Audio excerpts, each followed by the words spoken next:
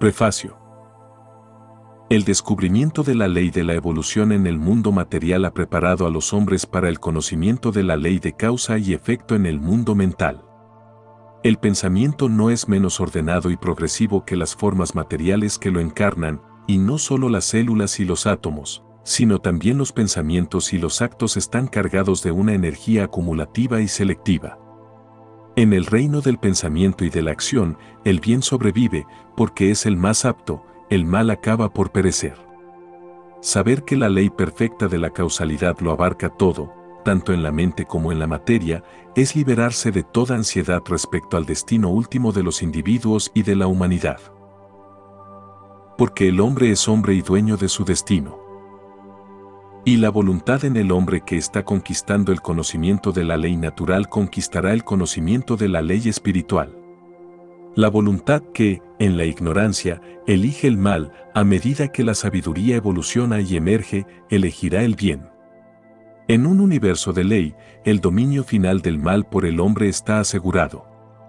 Sus destinos menores de separación y dolor, derrota y muerte, no son más que pasos disciplinarios que conducen al gran destino del dominio triunfante.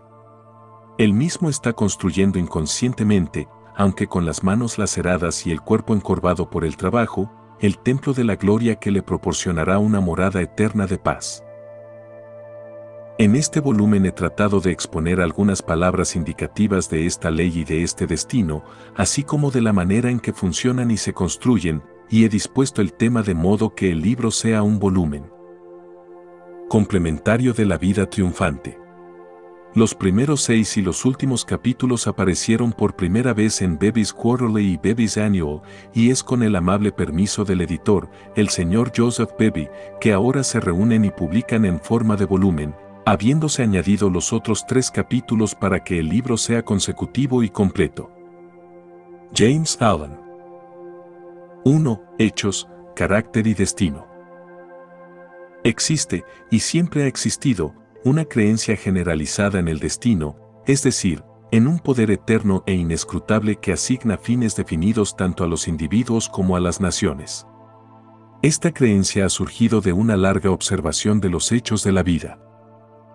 Los hombres son conscientes de que hay ciertos acontecimientos que no pueden controlar y que son impotentes para evitarlos. El nacimiento y la muerte, por ejemplo, son inevitables, y muchos de los incidentes de la vida parecen igualmente inevitables. Los hombres ponen todo su empeño en la consecución de ciertos fines, y gradualmente se vuelven conscientes de un poder que parece no provenir de ellos mismos, que frustra sus insignificantes esfuerzos, y se ríe, por así decirlo, de sus infructuosos esfuerzos y luchas.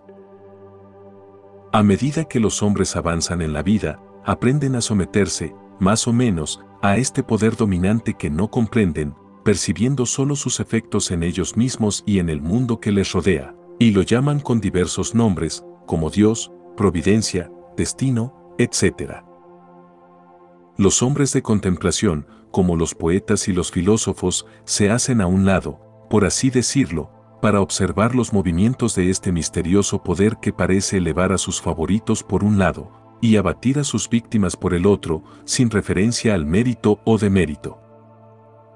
Los más grandes poetas, especialmente los dramáticos, representan este poder en sus obras, tal como lo han observado en la naturaleza.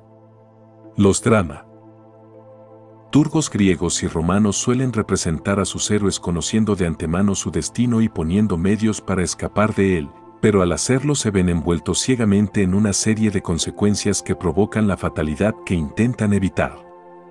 Los personajes de Shakespeare, en cambio, son representados, como en la naturaleza, sin conocimiento previo, salvo en forma de presentimiento, de su destino particular. Así, según los poetas, tanto si el hombre conoce su destino como si no, no puede evitarlo, y cada acto suyo consciente o inconsciente es un paso hacia él. El dedo que se mueve de Omar Khayyam es una vívida expresión de esta idea del destino. El dedo que se mueve escribe, y habiendo escrito, se mueve, ni toda tu piedad ni tu ingenio lo harán retroceder para cancelar media línea, ni todas tus lágrimas borrarán una palabra. Así, los hombres de todas las naciones y épocas han experimentado en sus vidas la acción de este poder o ley invencible, y en nuestra nación hoy esta experiencia se ha cristalizado en el proverbio lacónico: el hombre propone, Dios dispone. Pero, por contradictorio que pueda parecer, existe una creencia igualmente generalizada en la responsabilidad del hombre como agente libre. Toda la enseñanza moral es una afirmación de la libertad del hombre para elegir su curso y moldear su destino, y los esfuerzos pacientes e incansables del hombre para alcanzar sus fines son declaraciones de conciencia de libertad y poder. Esta doble experiencia del destino, por un lado, y de la libertad, por otro, ha dado lugar a la interminable controversia entre los creyentes en el fatalismo y los defensores del libre albedrío, una controversia que se ha reavivado recientemente bajo el término determinismo versus libre albedrío. Entre extremos aparentemente contradictorios hay siempre un camino intermedio de equilibrio, justicia o compensación que, aunque incluye a ambos extremos, no puede decirse que sea ni uno ni otro, y que pone a ambos en armonía, y este camino intermedio es el punto de contacto entre dos extremos. La verdad no puede ser partidista, sino que, por su naturaleza, es la reconciliadora de los extremos, y así, en el asunto que estamos considerando, hay un justo medio que pone en estrecha relación el destino y el libre albedrío, en el que, en efecto, se ve que estos dos hechos indiscutibles de la vida humana, pues tales son, no son sino dos aspectos de una ley central, un principio unificador y omnicomprensivo, a saber, la ley de la causalidad en su aspecto moral. La causalidad moral necesita tanto del destino como del libre albedrío, tanto de la responsabilidad individual como de la predestinación individual, porque la ley de las causas debe ser también la ley de los efectos, y causa y efecto deben ser siempre iguales. El tren de la causalidad, tanto en la materia como en la mente, debe estar eternamente equilibrado, por lo tanto eternamente justo, eternamente perfecto. De este modo, puede decirse que cada efecto es una cosa predestinada, pero el poder predeterminante es una causa, y no el fiat de una voluntad arbitraria. El hombre se encuentra envuelto en el tren de la causalidad. Su vida se compone de causas y efectos. Es a la vez siembra y cosecha. Cada acto suyo es una causa que debe equilibrarse con sus efectos. Él elige la causa, esto es el libre albedrío, no puede elegir, alterar o evitar el efecto, esto es el destino. Así, el libre albedrío representa el poder de iniciar las causas, y el destino es la implicación en los efectos. Por lo tanto, es cierto que el hombre está predestinado a ciertos fines, pero él mismo, aunque no lo sabe, ha emitido el mandato, esa cosa buena o mala de la que no hay escapatoria, él, por sus propios actos, la ha provocado. Aquí puede alegarse que el hombre no es responsable de sus actos, que estos son efectos de su carácter, y que no es responsable del carácter, bueno o malo, que le fue dado al nacer. Si el carácter le fuera dado al nacer, esto sería cierto, y entonces no habría ley moral ni necesidad de enseñanza moral, pero los caracteres no se dan hechos, sino que evolucionan, son, en efecto, efectos, productos de la propia ley moral, es decir, productos de las obras. El carácter es el resultado de una acumulación de actos que el individuo ha ido acumulando, por así decirlo, a lo largo de su vida. El hombre es el hacedor de sus propios actos, como tal, es el forjador de su propio carácter, y como hacedor de sus actos y forjador de su carácter, es el moldeador y formador de su destino.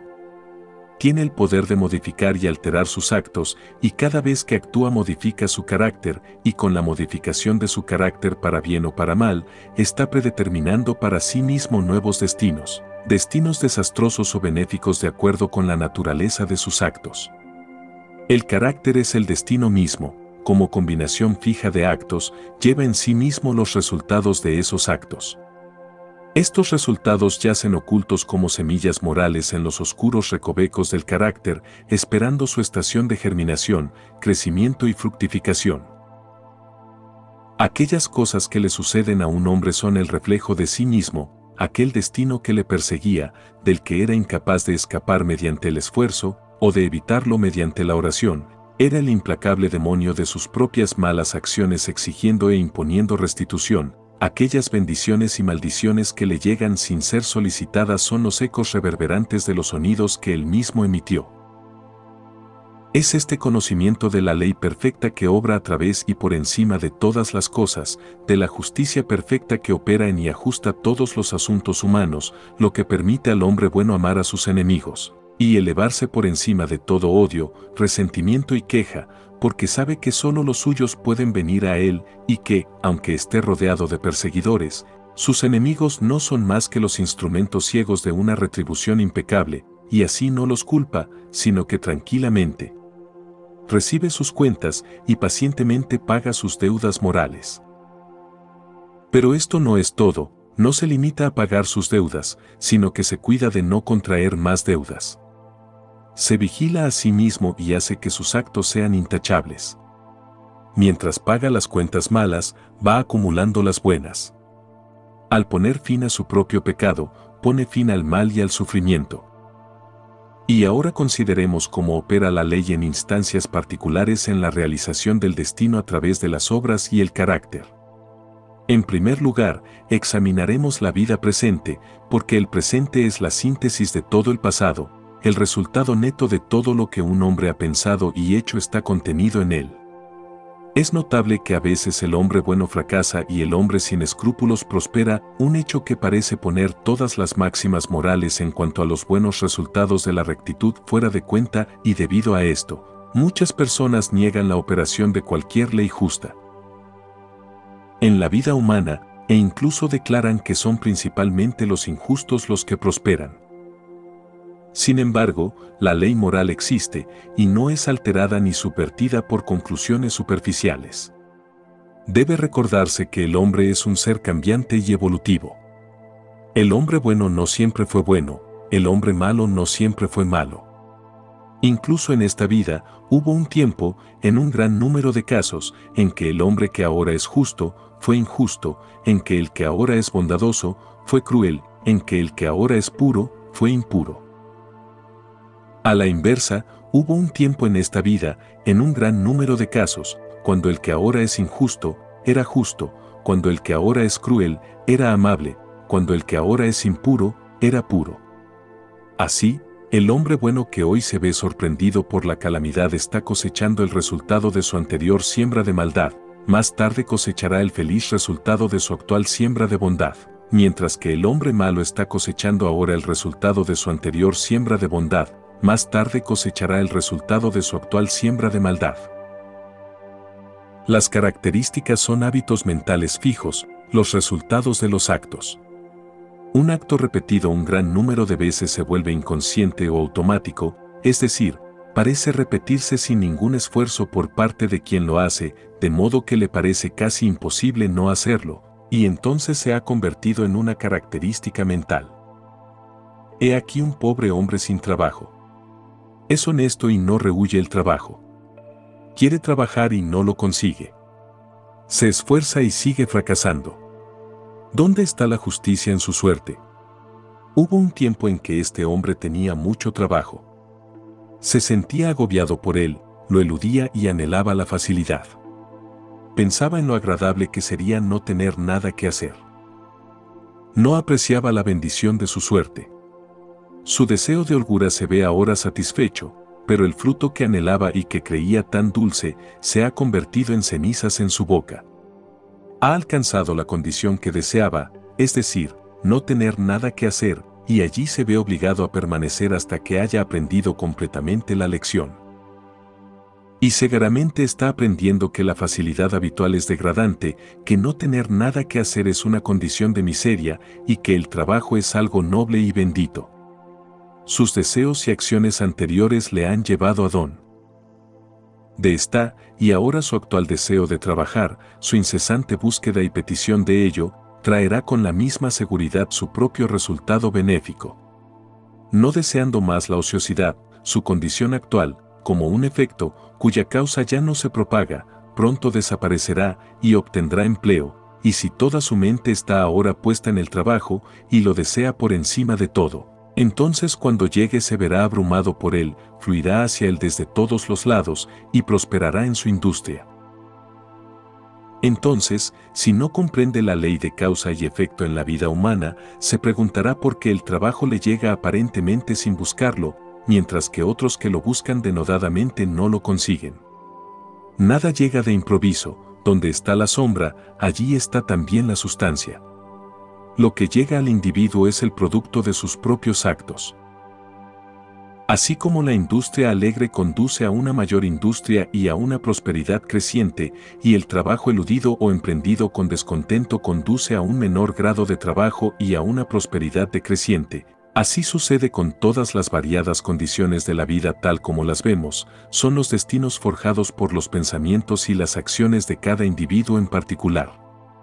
Lo mismo ocurre con la gran variedad de caracteres, que son la maduración y el crecimiento maduro de la siembra de las acciones.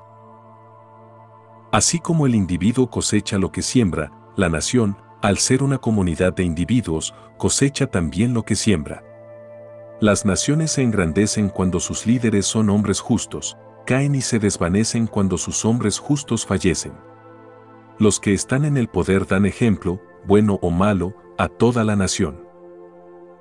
Grande será la paz y la prosperidad de una nación cuando surja en ella una línea de estadistas que, habiéndose establecido primero en una elevada integridad de carácter, dirijan las energías de la nación hacia el cultivo de la virtud y el desarrollo del carácter, sabiendo que sólo a través de la industria personal, la integridad y la nobleza puede proceder la prosperidad nacional.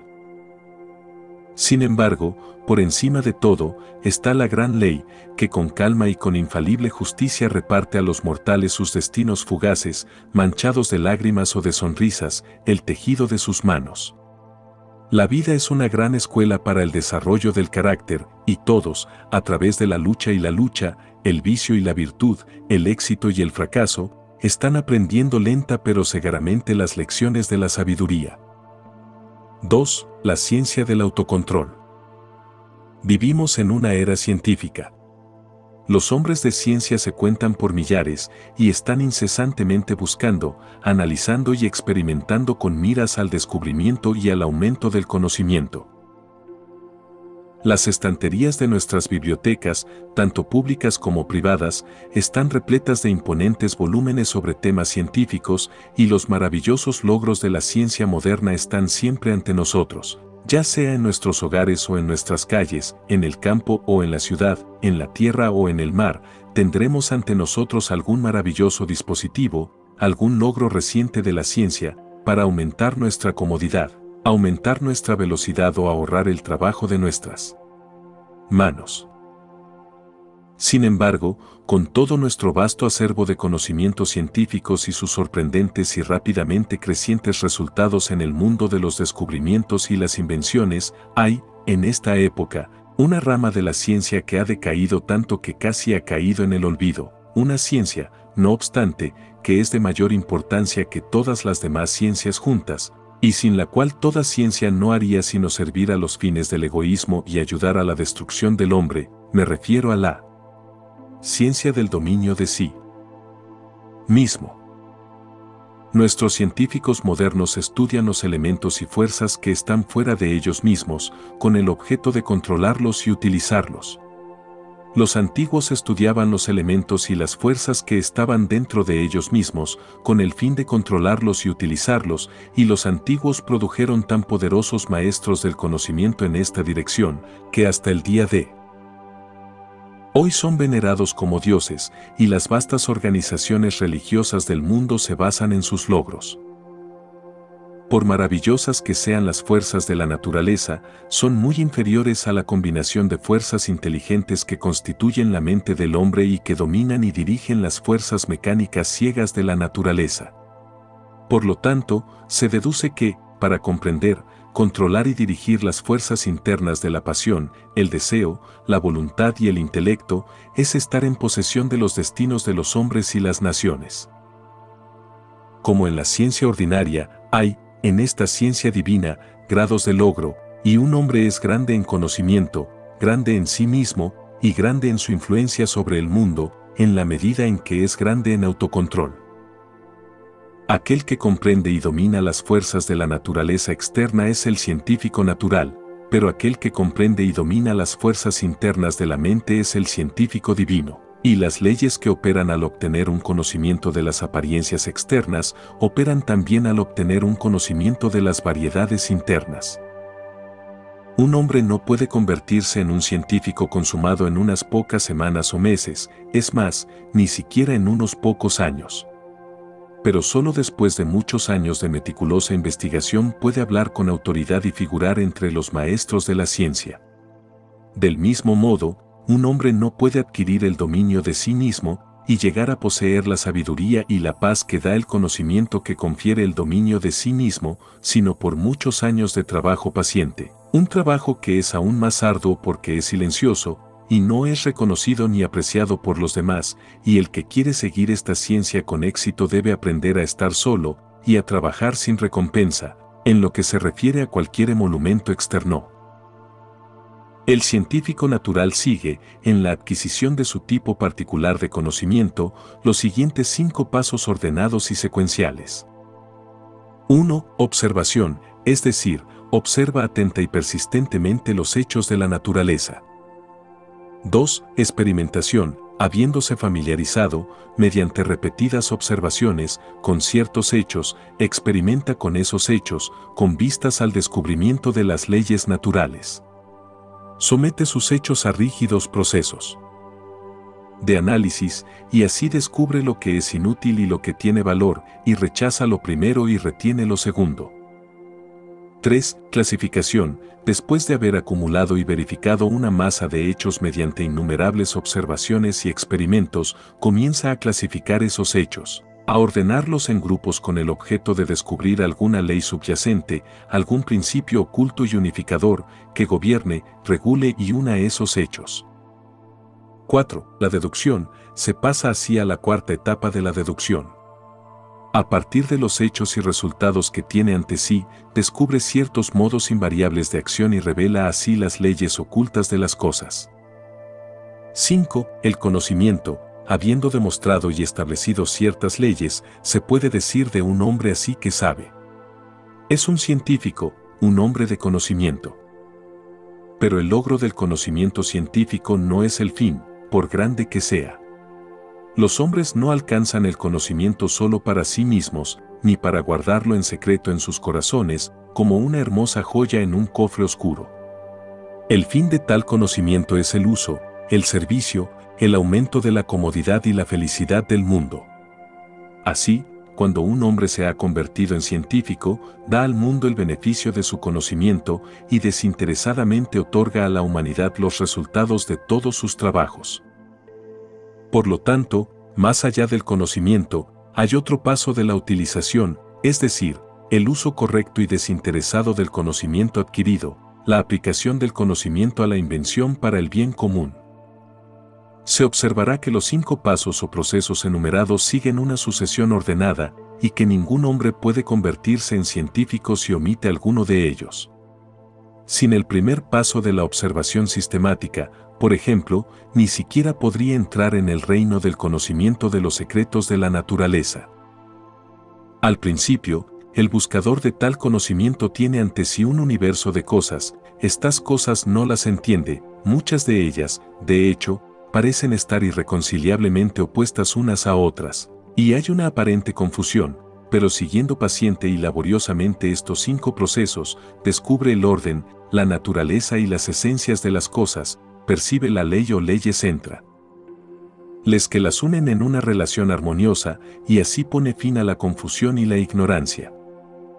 Al igual que el científico natural, el científico divino debe seguir, con la misma diligencia abnegada, 5 pasos progresivos para alcanzar el autoconocimiento, el autodominio.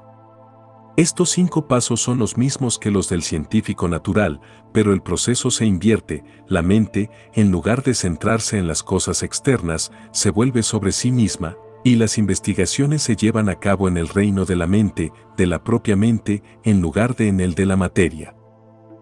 Al principio, el buscador del conocimiento divino se enfrenta a esa masa de deseos, pasiones, emociones, ideas e intelectos que se llama a sí mismo, que es la base de todas sus acciones y de la que procede su vida. Esta combinación de fuerzas invisibles, pero poderosas, aparece confusamente. Algunas de ellas están, aparentemente, en conflicto directo entre sí, sin ninguna apariencia o esperanza de reconciliación, su mente en su totalidad, también, con su vida que procede de esa mente, no parece tener ninguna relación equitativa con muchas otras mentes y vidas a su alrededor, y en conjunto hay una condición de dolor y confusión de la que le gustaría escapar. Así, comienza por darse cuenta agudamente de su estado de ignorancia, porque nadie podría adquirir conocimiento natural o divino si estuviera convencido de que sin estudio o trabajo ya lo posee. Con tal percepción de la propia ignorancia, viene el deseo de conocimiento y el novicio en autocontrol entra en el camino ascendente, en el cual están los siguientes 5 pasos. 1. Introspección. Esto coincide con la observación del científico natural. El ojo mental se vuelve como un reflector sobre las cosas internas de la mente y sus procesos sutiles y siempre variables son observados y cuidadosamente anotados. Este apartarse de las gratificaciones egoístas, de las excitaciones de los placeres y ambiciones mundanos, para observar, con el objeto de comprender, la propia naturaleza, es el comienzo del autocontrol. Hasta entonces, el hombre se ha dejado llevar ciega e impotentemente por los impulsos de su naturaleza, mera criatura de las cosas y de las circunstancias. Pero ahora pone freno a sus impulsos y, en lugar de ser controlado, comienza a controlar. 2. Autoanálisis. Una vez observadas las tendencias de la mente, se las examina de cerca y se las somete a un rígido proceso de análisis.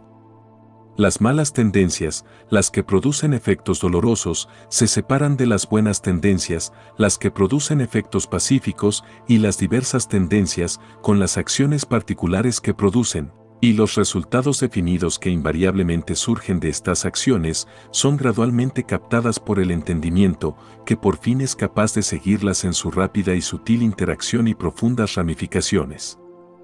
Es un proceso de prueba y comprobación y, para el buscador, un periodo de ser probado y comprobado. 3. Ajuste. En este momento, el estudiante práctico de las cosas divinas tiene claramente ante sí cada tendencia y aspecto de su naturaleza, hasta los impulsos más profundos de su mente y los motivos más sutiles de su corazón.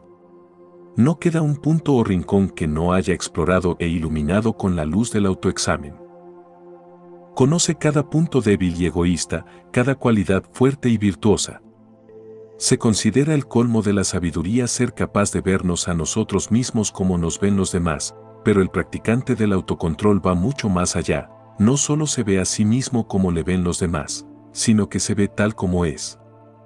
Así, estando cara a cara consigo mismo, sin esforzarse por ocultar ninguna falta secreta, sin defenderse ya con halagos agradables, sin infravalorarse ni sobrevalorarse a sí mismo ni a sus poderes, y sin maldecirse más con autoalabanzas o autocompasión, ve la magnitud total de la tarea que tiene ante sí, ve muy lejos las alturas del dominio de sí mismo, y sabe qué trabajo tiene que hacer para alcanzarlas.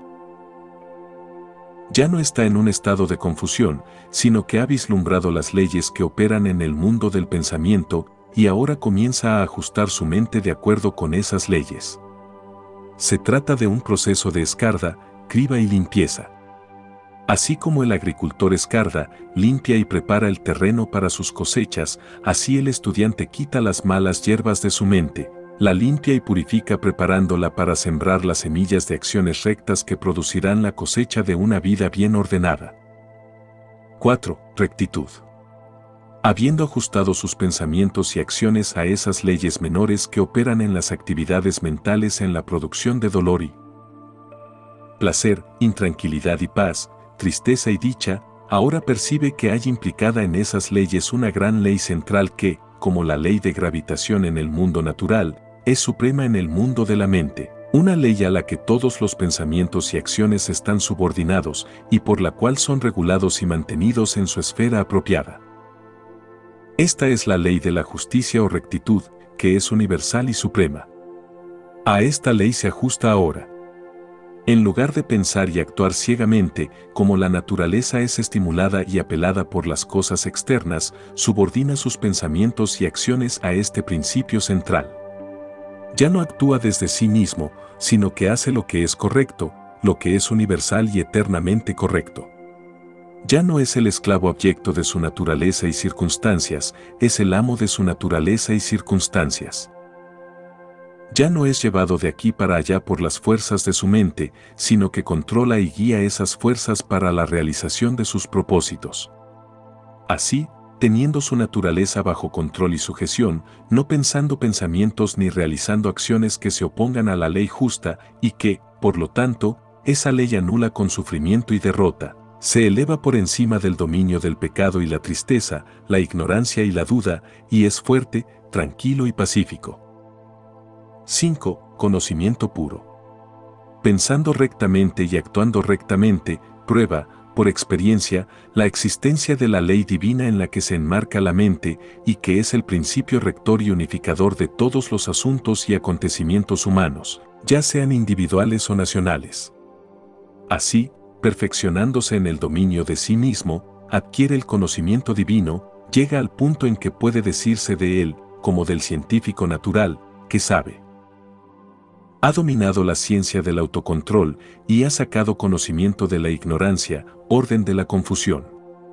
Ha adquirido ese conocimiento de sí mismo que incluye el conocimiento de todos los hombres, ese conocimiento de la propia vida que abarca el conocimiento de todas las vidas, ya que todas las mentes son iguales en esencia, difiriendo solo en grado, están enmarcadas en la misma ley, y los mismos pensamientos y actos, cualquiera que sea el individuo que los realice, siempre producirán los mismos resultados. Pero este conocimiento divino que otorga la paz, como en el caso del científico natural, no se obtiene solo para uno mismo, porque si así fuera, el objetivo de la evolución se vería frustrado, y no está en la naturaleza de las cosas quedarse cortas en la maduración y el logro, y, de hecho, el que pensara obtener este conocimiento solo para su propia felicidad fracasaría con toda seguridad. Así, más allá del quinto escalón del conocimiento puro, hay otro de sabiduría, que es la aplicación correcta del conocimiento adquirido, el derramar sobre el mundo, desinteresadamente y sin escatimar, el resultado de los propios trabajos, acelerando así el progreso y elevando a la humanidad. Se puede decir de los hombres que no han vuelto a su propia naturaleza para controlarla y purificarla, que no pueden distinguir claramente entre el bien y el mal, lo correcto y lo incorrecto. Persiguen lo que creen que les dará placer y tratan de evitar lo que creen que les causará dolor. La fuente de sus acciones es el yo, y solo descubren el bien de forma dolorosa y fragmentaria, pasando periódicamente por severos sufrimientos y latigazos de conciencia. Pero el que practica el dominio de sí mismo, pasando por los 5 procesos, que son 5 etapas de crecimiento, adquiere ese conocimiento que le permite actuar a partir de la ley moral que sustenta el universo. Conoce el bien y el mal, lo correcto y lo incorrecto, y, conociéndolos así, vive de acuerdo con el bien y lo correcto. Ya no necesita considerar lo que es agradable o desagradable, sino que hace lo que es correcto, su naturaleza está en armonía con su conciencia, y no hay remordimiento, su mente está al unísono con la gran ley, y ya no hay sufrimiento ni pecado, para él el mal ha terminado, y el bien es todo en todo.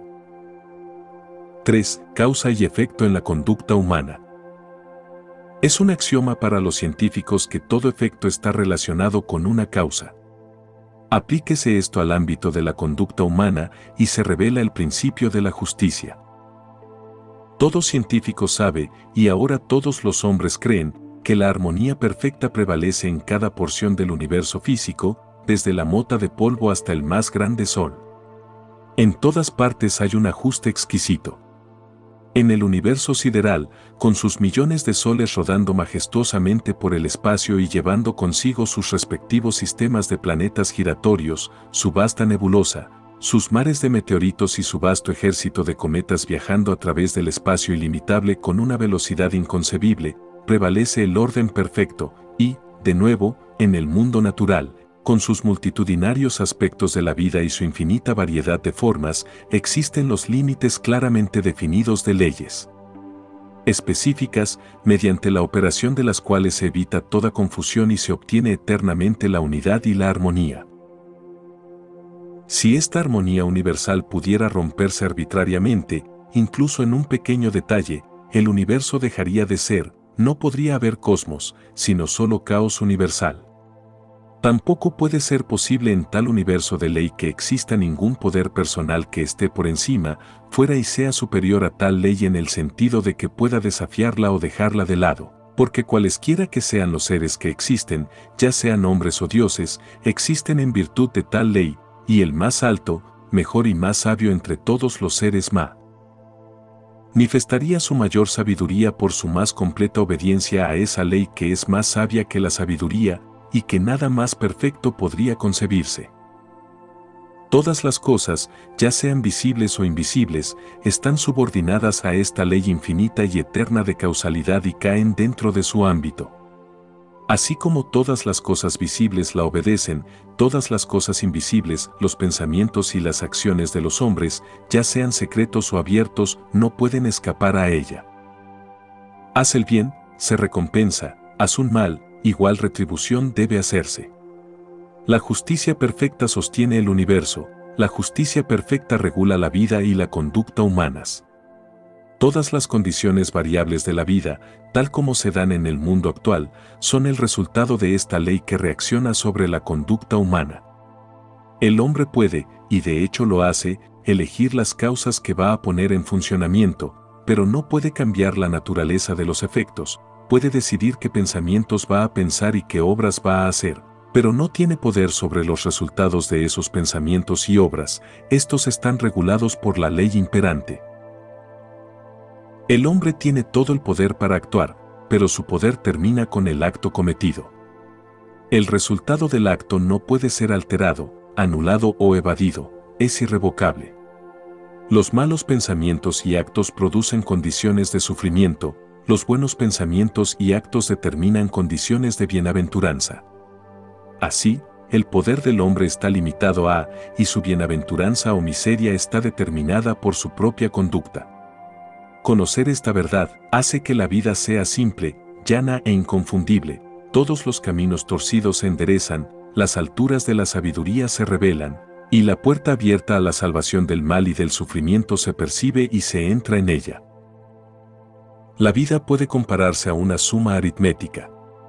Es desconcertantemente difícil y compleja para el alumno que aún no ha captado la clave de su correcta solución, pero una vez que la ha percibido y se ha apoderado de ella, se vuelve tan asombrosamente simple como antes era profundamente desconcertante. Se puede tener una idea de esta relativa simplicidad y complejidad de la vida reconociendo y comprendiendo plenamente el hecho de que, si bien hay decenas, y tal vez cientos, de maneras en que una suma puede hacerse mal, solo hay una manera en que puede hacerse bien, y que cuando se encuentra esa manera correcta, el alumno sabe que es la correcta, su perplejidad se desvanece y sabe que ha dominado el problema. Es cierto que el alumno, mientras hace su suma incorrectamente, puede, y frecuentemente lo hace, pensar que lo ha hecho correctamente, pero no está seguro, su perplejidad sigue ahí, y si es un alumno serio y apto, reconocerá su propio error cuando se lo señale el maestro. Así en la vida, los hombres pueden pensar que viven correctamente mientras continúan, por ignorancia, viviendo mal, pero la presencia de la duda, la perplejidad y la infelicidad son indicaciones seguras de que aún no se ha encontrado el camino correcto. Hay alumnos tontos y descuidados que quisieran pasar una suma como correcta antes de haber adquirido un verdadero conocimiento de las cifras, pero el ojo y la habilidad del maestro detectan y exponen rápidamente la falacia. Así en la vida no puede haber falsificación de resultados, el ojo de la gran ley revela y expone. 2 veces 5 serán 10 por toda la eternidad, y ninguna cantidad de ignorancia, estupidez o engaño puede elevar el resultado a 11. Si uno mira superficialmente un trozo de tela, lo ve como un trozo de tela, pero si va más allá e indaga en su fabricación y lo examina de cerca y con atención, ve que está compuesto de una combinación de hilos individuales y que, aunque todos los hilos son interdependientes, cada hilo sigue su propio camino en todo momento, sin confundirse nunca con su hilo hermano. Es esta ausencia total de confusión entre los hilos particulares lo que hace que la obra acabada sea un trozo de tela, cualquier mezcla inarmónica de los hilos daría como resultado un manojo de desperdicios o un trapo inútil. La vida es como una pieza de tela, y los hilos que la componen son vidas individuales. Los hilos, aunque interdependientes, no se confunden entre sí. Cada uno sigue su propio curso. Cada individuo sufre y disfruta las consecuencias de sus propios actos y no de los actos de otro. El curso de cada uno es simple y definido, el conjunto forma una complicada, pero armoniosa, combinación de secuencias. Hay acción y reacción, hecho y consecuencia, causa y efecto, y la reacción, la consecuencia y el efecto compensatorios están siempre en proporción exacta con el impulso iniciador. Una pieza de tela duradera y satisfactoria no puede estar hecha de un material de mala calidad, y los hilos de pensamientos egoístas y malas acciones no producirán una vida útil y hermosa, una vida que se desgaste bien y que soporte una inspección minuciosa. Cada hombre hace o estropea su propia vida, no la hace ni la estropea su prójimo, ni nada externo a él. Cada pensamiento que tiene, cada acto que hace, es otro hilo, de mala calidad o genuino, tejido en el vestido de su vida, y así como él hace el vestido, así debe usarlo. No es responsable de los actos de su prójimo, no es el guardián de las acciones de su prójimo, solo es responsable de sus propios actos, es el guardián de sus propias acciones. El problema del mal subsiste en las propias malas acciones del hombre y se resuelve cuando esas acciones son purificadas. Dice Rousseau: hombre, no busques más el origen del mal, tú mismo eres su origen. El efecto nunca puede divorciarse de la causa, nunca puede ser de naturaleza distinta de la causa. Emerson dice: la justicia no se pospone, una equidad perfecta ajusta el equilibrio en todas las partes de la vida. Y hay un sentido profundo en el que causa y efecto son simultáneos, y forman un todo perfecto. Así, en el instante en que un hombre piensa, digamos, un pensamiento cruel, o hace un acto cruel, en ese mismo instante ha herido su propia mente, no es el mismo hombre que era en el instante anterior. Es un poco más vil y un poco más infeliz, y un número de tales pensamientos y actos sucesivos produciría un hombre cruel y desdichado. Lo mismo se aplica a lo contrario, el pensamiento de un pensamiento bondadoso, o hacer una acción bondadosa, una nobleza inmediata y la felicidad lo acompañan, el hombre es mejor de lo que era antes, y un número de tales acciones produciría un alma grande y dichosa. Así, la conducta humana individual determina, por la impecable ley de causa y efecto, el mérito o demérito individual, la grandeza o mezquindad individual, la felicidad o desdicha individual. Lo que un hombre piensa, eso hace, lo que hace, eso es. Si está perplejo, infeliz, inquieto o desdichado, que se mire a sí mismo, porque allí y en ninguna otra parte está la fuente de todos sus problemas. 4. El entrenamiento de la voluntad. El cultivo de la firmeza y estabilidad de carácter que comúnmente se denomina fuerza de voluntad es uno de los principales deberes del hombre, ya que su posesión es esencialmente necesaria para su bienestar temporal y eterno. La firmeza de propósito está en la raíz de todos los esfuerzos exitosos, ya sea en las cosas mundanas o espirituales, y sin ella el hombre no puede ser más que desdichado, y dependiente de otros para el apoyo que debería encontrarse dentro de sí mismo. El misterio que ha sido arrojado alrededor del tema del cultivo de la voluntad por aquellos que anuncian vender consejos ocultos sobre el asunto por tantos dólares debe ser evitado y disipado, porque nada podría estar más alejado del secreto y el misterio que los métodos prácticos por los cuales solo la fuerza de voluntad puede ser desarrollada. El verdadero camino del cultivo de la voluntad solo se encuentra en la vida cotidiana común del individuo, y es tan obvio y sencillo que la mayoría, buscando algo complicado y misterioso, lo pasa por alto. Un poco de pensamiento lógico pronto convencerá a un hombre de que no puede ser débil y fuerte al mismo tiempo, que no puede desarrollar una voluntad más fuerte mientras sigue siendo esclavo de indulgencias débiles, y que, por lo tanto, el camino directo y único hacia esa mayor fuerza es asaltar y conquistar sus debilidades. Todos los medios para el cultivo de la voluntad están ya a mano en la mente y en la vida del individuo, residen en el lado débil de su carácter, atacando y venciendo el cual se desarrollará la necesaria fuerza de voluntad. Quien haya logrado captar esta verdad simple y preliminar, percibirá que toda la ciencia del cultivo de la voluntad se encarna en las 7 reglas siguientes. 1. Romper con los malos hábitos. 2. Formar buenos hábitos. 3. Prestar escrupulosa atención al deber del momento presente. 4. Haz enérgicamente, y de inmediato, lo que haya que hacer. 5. Vive según las reglas. 6. Controla la lengua. 7. Controlar la mente. Cualquiera que medite seriamente y practique diligentemente las reglas anteriores, no dejará de desarrollar la pureza de propósito y el poder de voluntad que le permitirán hacer frente con éxito a todas las dificultades y atravesar triunfalmente todas las emergencias. Se verá que el primer paso es romper con los malos hábitos. No es tarea fácil. Exige grandes esfuerzos, o una sucesión de esfuerzos, y es por medio de tales esfuerzos que la voluntad puede ser vigorizada y fortificada. Si uno se niega a dar el primer paso, no puede aumentar su fuerza de voluntad, porque al someterse a un mal hábito, debido al placer inmediato que proporciona, uno pierde el derecho a gobernarse a sí mismo, y es hasta ahora un esclavo débil.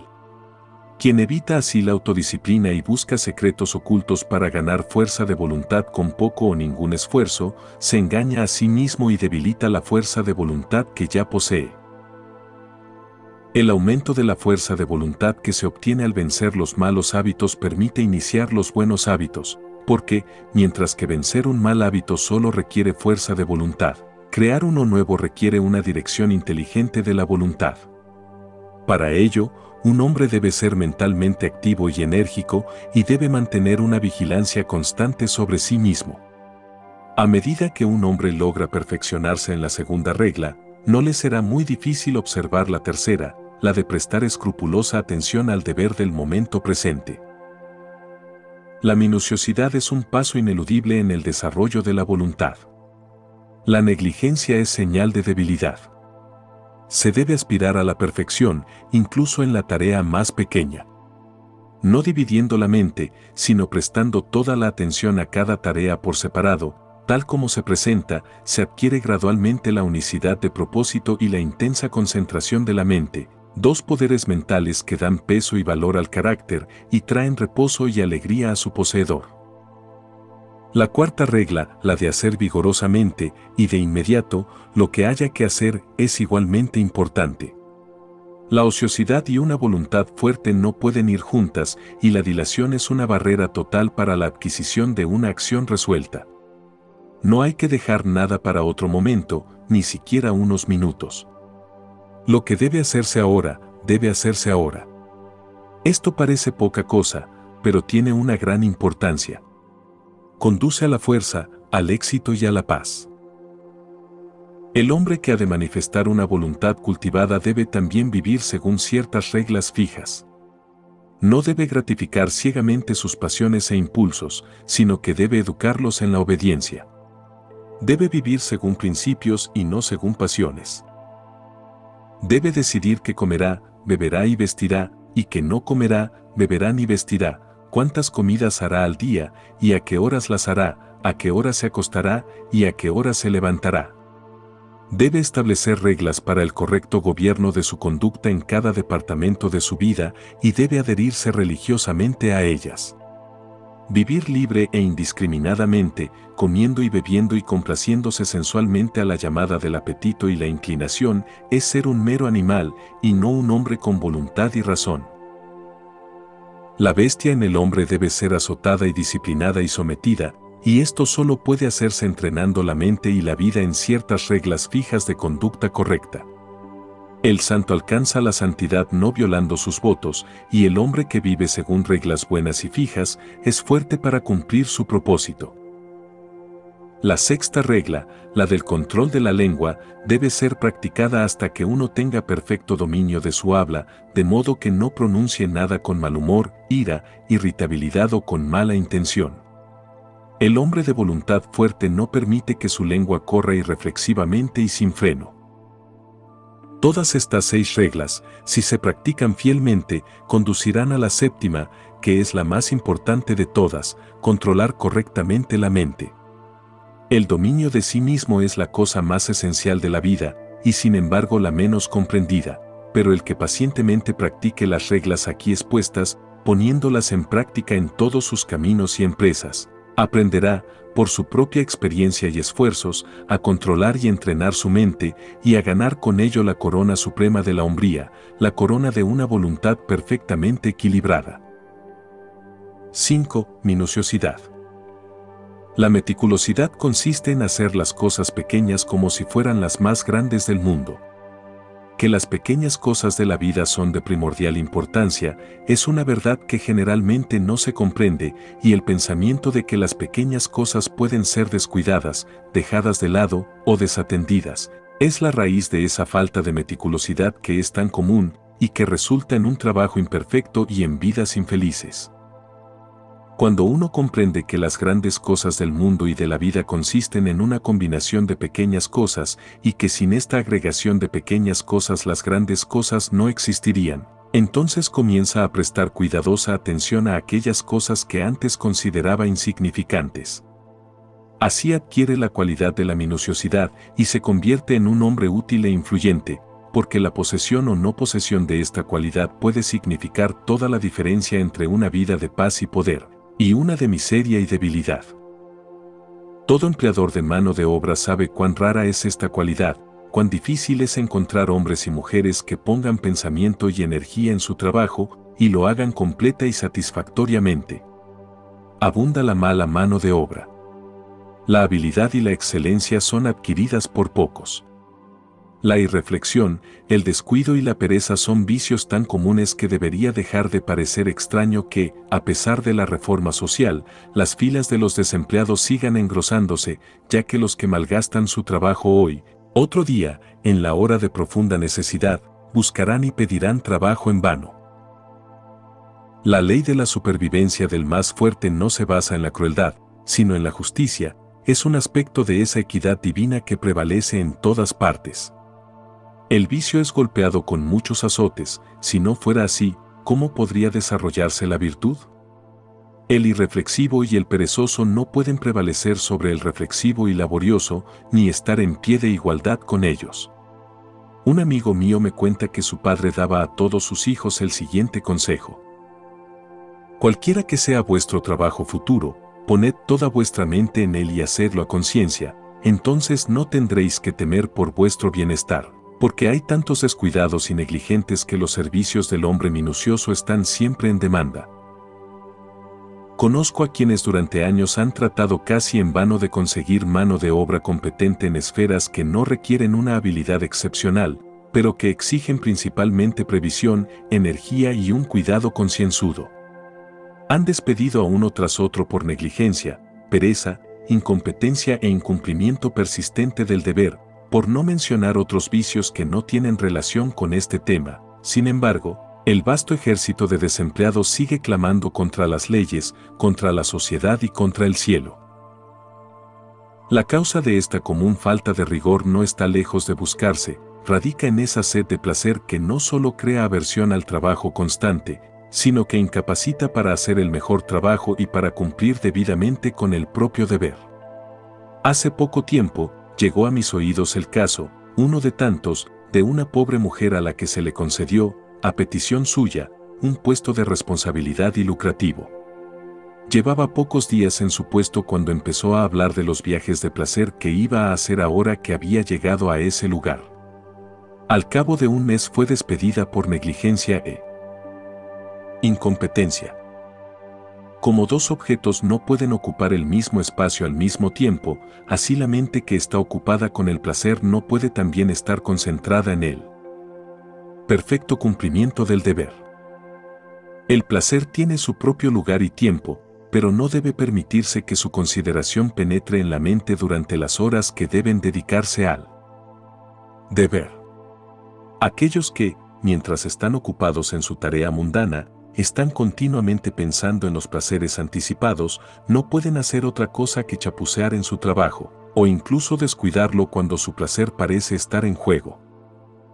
La minuciosidad es plenitud, perfección, significa hacer una cosa tan bien que no quede nada que desear, significa hacer el propio trabajo, si no mejor de lo que nadie puede hacerlo, al menos no peor que lo mejor que hacen los demás.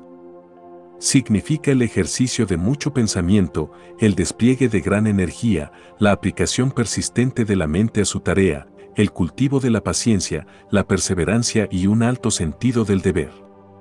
Un antiguo maestro dijo, si hay que hacer algo, que el hombre lo haga, que lo ataque con vigor, y otro maestro dijo, todo lo que tu mano encuentre para hacer, hazlo con tu fuerza. El que carece de minuciosidad en sus deberes mundanos, también carecerá de la misma cualidad en las cosas espirituales. No mejorará su carácter, será débil y poco entusiasta en su religión, y no logrará ningún fin bueno y útil. El hombre que mantiene un ojo en el placer mundano y el otro en la religión, y que piensa que puede tener la ventaja de ambas condiciones, no será minucioso ni en su búsqueda del placer ni en su religión, sino que hará un negocio lamentable de ambas. Es mejor ser un mundano de alma entera que un religioso a medias, es mejor dedicar toda la mente a una cosa inferior que la mitad de ella a una superior. Es preferible ser minucioso, aunque sea en una dirección mala o egoísta, que ineficaz y remilgado en las buenas direcciones, porque la minuciosidad conduce más rápidamente al desarrollo del carácter y a la adquisición de la sabiduría, acelera el progreso y el desenvolvimiento, y mientras conduce a los malos a algo mejor, estimula a los buenos a cotas cada vez más altas de utilidad y poder. 6. Construir la mente y construir la vida. Todo, tanto en la naturaleza como en las obras del hombre, se produce por un proceso de construcción. La roca se compone de átomos, la planta, el animal y el hombre se componen de células, una casa se construye con ladrillos, y un libro se construye con letras. Un mundo se compone de un gran número de formas y una ciudad de un gran número de casas. Las artes, las ciencias y las instituciones de una nación se construyen con el esfuerzo de los individuos. La historia de una nación es la construcción de sus hechos. El proceso de construcción requiere el proceso alternativo de destrucción. Las viejas formas que han servido a su propósito se rompen y el material del que están compuestas entra en nuevas combinaciones. Hay una integración y una desintegración recíprocas. En todos los cuerpos compuestos, las células viejas se desintegran sin cesar y se forman células nuevas para ocupar su lugar. Las obras del hombre también necesitan renovarse continuamente hasta que se han vuelto viejas e inútiles, momento en el que se derriban para que puedan servir a un fin mejor. Estos dos procesos de destrucción y reconstrucción en la naturaleza se llaman muerte y vida, en las obras artificiales del hombre se llaman destrucción y restauración. Este doble proceso, que se da universalmente en las cosas visibles, también se da universalmente en las cosas invisibles. Como un cuerpo está construido de células y una casa de ladrillos, así la mente de un hombre está construida de pensamientos. Los diversos caracteres de los hombres no son otra cosa que compuestos de pensamientos de diversas combinaciones. Aquí vemos la profunda verdad del dicho, como un hombre piensa en su corazón, así es él. Las características individuales son procesos fijos del pensamiento, es decir, son fijas en el sentido de que se han convertido en una parte tan integral del carácter que solo pueden ser alteradas o eliminadas mediante un prolongado esfuerzo de la voluntad y mediante mucha autodisciplina. El carácter se construye de la misma manera que se construye un árbol o una casa, es decir, mediante la adición incesante de nuevo material, y ese material es el pensamiento. Con la ayuda de millones de ladrillos se construye una ciudad, con la ayuda de millones de pensamientos se construye una mente, un carácter. Todo hombre es un constructor de mentes, lo reconozca o no. Todo hombre debe forzosamente pensar, y cada pensamiento es otro ladrillo colocado en el edificio de la mente. Tal colocación de ladrillos se hace suelta y descuidadamente por un gran número de personas, siendo el resultado caracteres inestables y tambaleantes que están listos para hundirse bajo la primera pequeña ráfaga de problemas o tentaciones.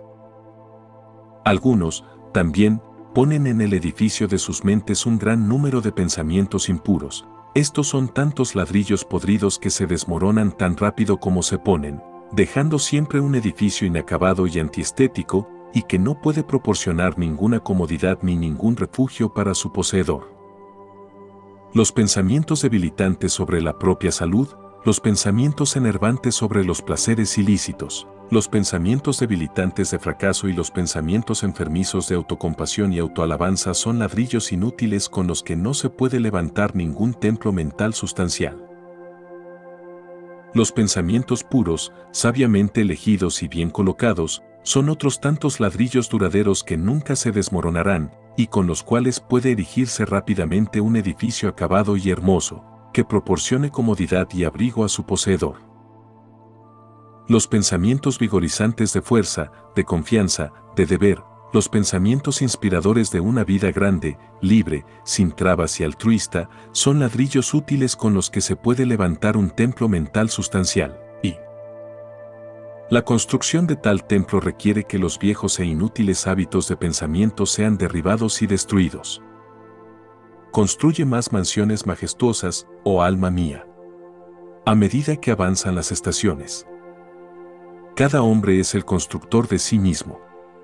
Si es el ocupante de un tugurio de una mente que deja entrar las lluvias de muchos problemas y a través del cual soplan los vientos agudos de las decepciones que se repiten a menudo, que se ponga a trabajar para construir una mansión más noble que le proporcione una mejor protección contra esos elementos mentales.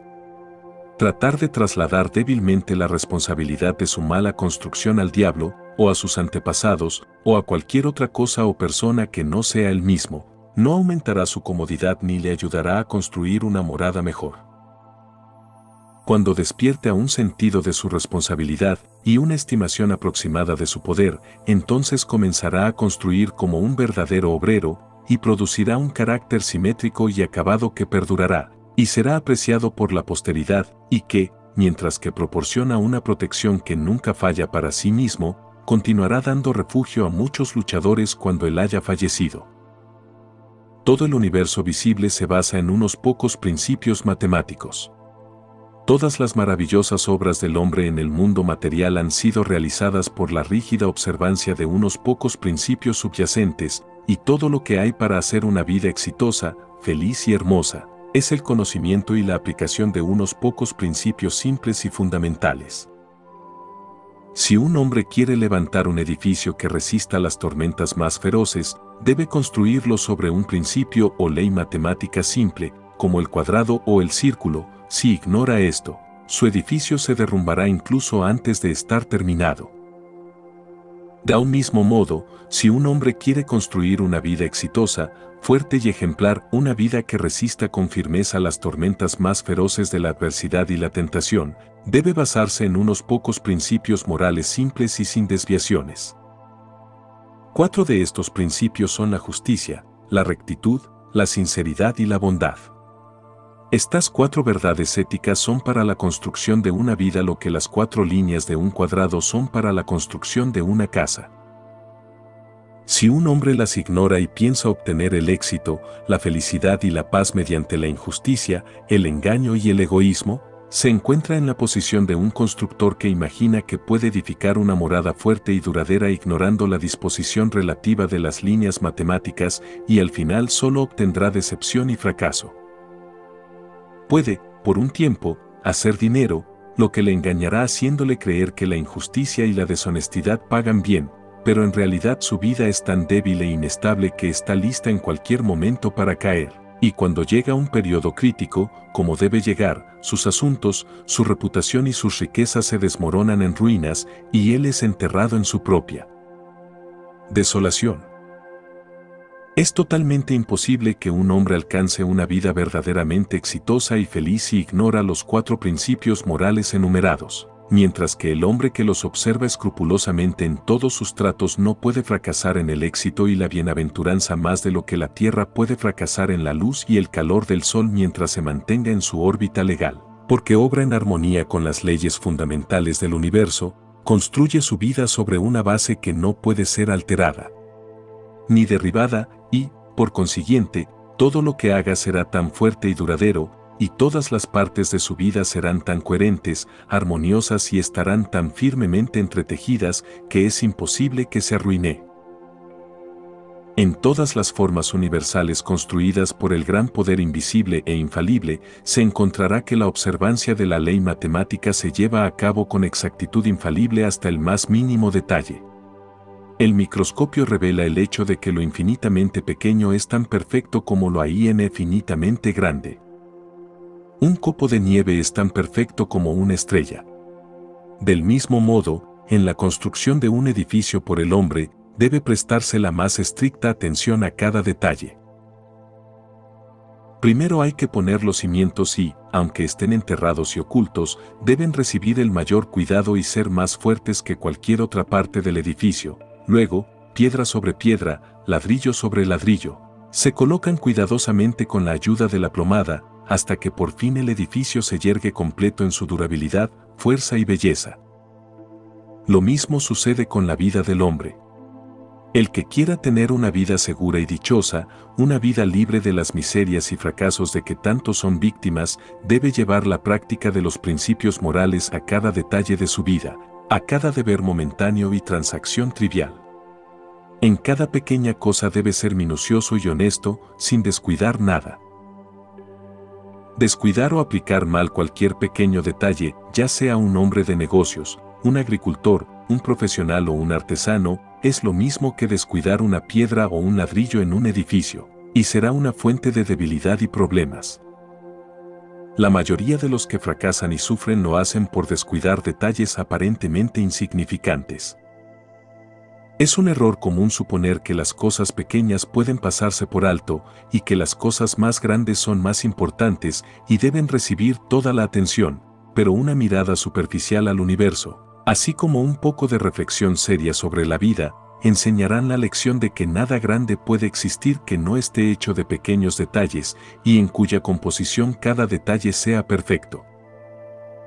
El que adopta los 4 principios éticos como ley y base de su vida, el que levanta el edificio de su carácter sobre ellos, el que en sus pensamientos, palabras y acciones no se aparta de ellos, el que cada deber y cada transacción pasajera se realiza en estricta conformidad con sus exigencias, tal hombre, estableciendo los cimientos ocultos de la integridad del corazón con seguridad y firmeza, no puede dejar de levantar una estructura que le traerá honor y está construyendo un templo en él, que puede descansar en paz y bienaventuranza, incluso el templo fuerte y hermoso de su vida. 7. El cultivo de la concentración. La concentración, o llevar la mente a un centro y mantenerla allí, es vitalmente necesaria para la realización de cualquier tarea.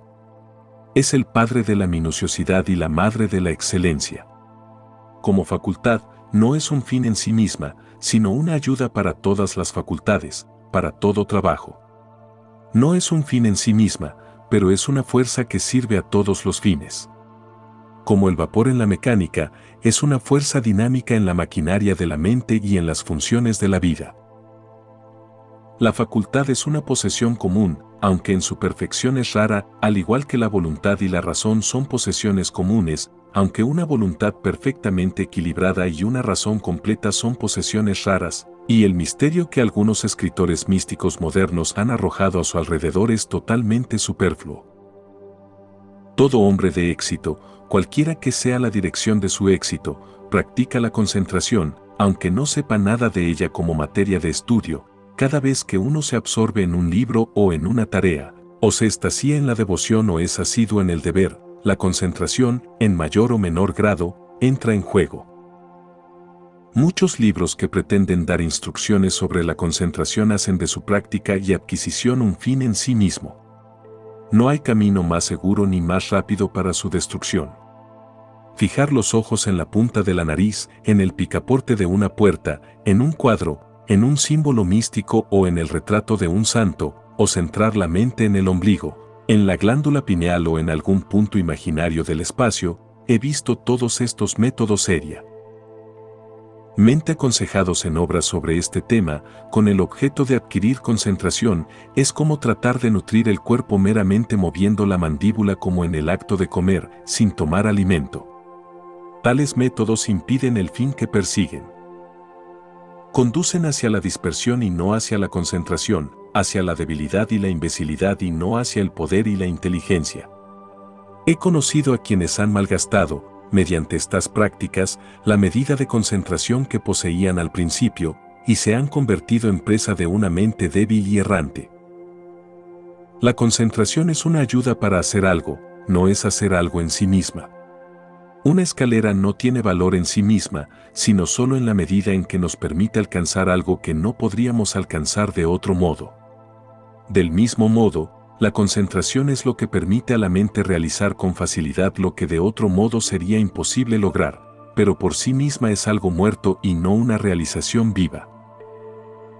La concentración está tan entretejida con los usos de la vida que no puede separarse del deber, y quien intente adquirirla aparte de su tarea, de su deber, no solo fracasará, sino que disminuirá, y no aumentará, su control mental y su capacidad ejecutiva, y así se hará cada vez menos apto para tener éxito en sus empresas. En la tarea del momento están todos los medios para cultivar la concentración, ya sea la adquisición del conocimiento divino o el barrido de un suelo, sin recurrir a métodos que no tienen relación práctica con la vida. ¿Por qué? ¿Qué es la concentración sino llevar una mente bien controlada a la realización de lo que debe hacerse? El que hace su trabajo sin rumbo, de manera apresurada o irreflexiva, y recurre a sus métodos de concentración artificiales, a su picaporte, su cuadro o su extremidad nasal, con el fin de obtener lo que imagina que es una especie de poder místico, pero que es una cualidad muy ordinaria y práctica, aunque puede derivar hacia la locura, y conocí a un hombre que se volvió loco por estas prácticas, no aumentará la firmeza de su mente. El gran enemigo de la concentración, y por lo tanto de toda habilidad y poder, es un valor vacilante, errante e indisciplinado en sí mismo, pero solo en la medida en que nos permite alcanzar algo que no podríamos alcanzar. De otro modo. Del mismo modo, la concentración es lo que permite a la mente realizar con facilidad lo que de otro modo sería imposible lograr, pero por sí misma es algo muerto, y no un logro vivo. La concentración está tan entretejida con los usos de la vida que no puede separarse del deber, y quien intente adquirirla aparte de su tarea, de su deber, no solo fracasará, sino que disminuirá, y no aumentará, su control mental y su capacidad ejecutiva, y así se hará cada vez menos apto para tener éxito en sus empresas. Un ejército disperso e indisciplinado sería inútil. Para que sea eficaz en la acción y rápido en la victoria, debe estar sólidamente concentrado y magistralmente dirigido. Los pensamientos dispersos y difusos son débiles e inútiles. Los pensamientos reunidos, ordenados y dirigidos sobre un punto determinado, son invencibles. La confusión, la duda y la dificultad ceden ante su enfoque magistral. El pensamiento concentrado entra en gran parte en todos los éxitos e informa todas las victorias. No hay más secreto en su adquisición que en cualquier otra adquisición, ya que se rige por el principio subyacente de todo desarrollo, es decir, la práctica. Para ser capaz de hacer algo, hay que empezar a hacerlo y seguir haciéndolo hasta dominarlo. Este principio prevalece universalmente en todas las artes, ciencias, oficios, en todo aprendizaje, conducta, religión. Para ser capaz de pintar, uno debe pintar. Para saber cómo usar una herramienta hábilmente, debe usar la herramienta. Para volverse erudito, debe aprender. Para volverse sabio, debe hacer cosas sabias. Y para concentrar exitosamente su mente, debe concentrarla. Pero el hacer no lo es todo, debe hacerse con energía e inteligencia.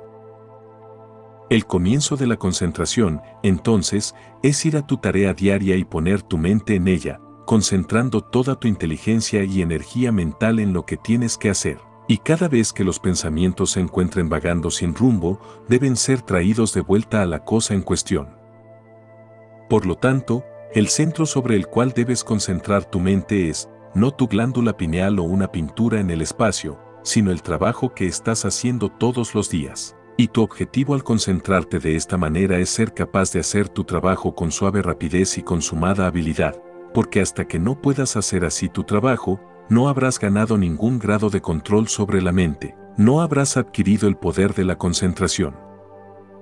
Esta poderosa concentración del pensamiento, de la energía y de la voluntad en la realización de las cosas, es difícil al principio, como es difícil todo lo que vale la pena adquirir, pero los esfuerzos diarios, realizados enérgicamente y seguidos pacientemente, conducirán pronto a tal grado de dominio de sí mismo, que nos permitirá poner una mente fuerte y penetrante al servicio de cualquier trabajo emprendido. Una mente que comprenderá rápidamente todos los detalles del trabajo y dispondrá de ellos con exactitud y prontitud.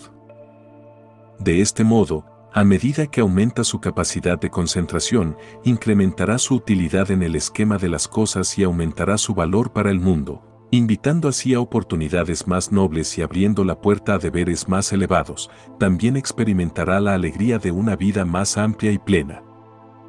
En el proceso de concentración existen las 4 etapas siguientes. 1. Atención. 2. Contemplación. 3. Abstracción. 4. Actividad en reposo. Al principio, los pensamientos se detienen y la mente se fija en el objeto de la concentración, que es la tarea en cuestión, esto es atención. A continuación, la mente se despierta en un pensamiento vigoroso sobre la forma de proceder con la tarea, esto es la contemplación. La contemplación prolongada conduce a una condición de la mente en la que las puertas de los sentidos están todas cerradas contra la entrada de distracciones externas, los pensamientos están envueltos en, y única e intensamente centrados en, el trabajo en cuestión, esto es abstracción.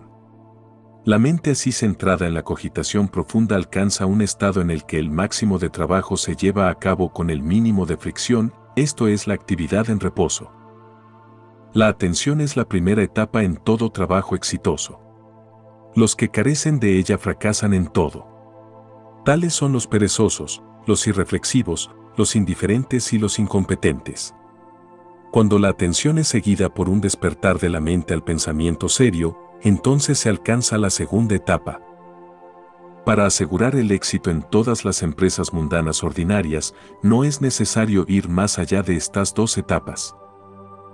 Las alcanza, en mayor o menor grado, todo ese gran ejército de trabajadores hábiles y competentes que lleva a cabo el trabajo del mundo en sus múltiples departamentos, y solo un número comparativamente pequeño alcanza la tercera etapa de abstracción, porque cuando se alcanza la abstracción, hemos entrado en la esfera del genio. En las 2 primeras etapas, el trabajo y la mente están separados y el trabajo se realiza más o menos laboriosamente y con un cierto grado de fricción, pero en la tercera etapa, se produce un matrimonio del trabajo con la mente, hay una fusión, una unión, y los 2 se convierten en uno, entonces hay una eficiencia superior con menos trabajo y fricción. En la perfección de las 2 primeras etapas, la mente está objetivamente comprometida y es fácilmente sacada de su centro por las vistas y sonidos externos. Pero cuando la mente ha alcanzado la perfección en la abstracción, se logra el método subjetivo de trabajo, a diferencia del objetivo. El pensador es entonces ajeno al mundo exterior, pero está vivamente vivo en sus operaciones mentales. En efecto, esta abstracción es una especie de sueño de vigilia, pero su semejanza con un sueño termina con el estado subjetivo, no existen las operaciones mentales de ese estado, en el cual, en lugar de la confusión del sueño, hay un orden perfecto, una penetrante visión y una amplia gama de comprensión. Quien quiera que alcance la perfección en la abstracción manifestará genialidad en la obra particular en la que se centre su mente. Los inventores, artistas, poetas, científicos, filósofos y todos los hombres de genio son hombres de abstracción. Realizan subjetivamente, y con facilidad, lo que los trabajadores objetivos, hombres que aún no han superado la segunda etapa de concentración, no pueden realizar con el trabajo más extenuante. Cuando se alcanza el 4.º estadio, el de la actividad en reposo, se adquiere la concentración en su perfección. No he podido encontrar una sola palabra que exprese cabalmente esta condición dual de intensa actividad combinada con firmeza o reposo, y por lo tanto he empleado el término actividad en reposo. El término parece contradictorio, pero la simple ilustración de una peonza servirá para explicar la paradoja. Cuando una peonza gira a la máxima velocidad, la fricción se reduce al mínimo y la peonza asume esa condición de perfecto reposo que es una vista tan hermosa para el ojo y tan cautivadora para la mente del escolar, que entonces dice que su peonza está dormida. La peonza está aparentemente inmóvil, pero es el reposo, no de la inercia, sino de una actividad intensa y perfectamente equilibrada.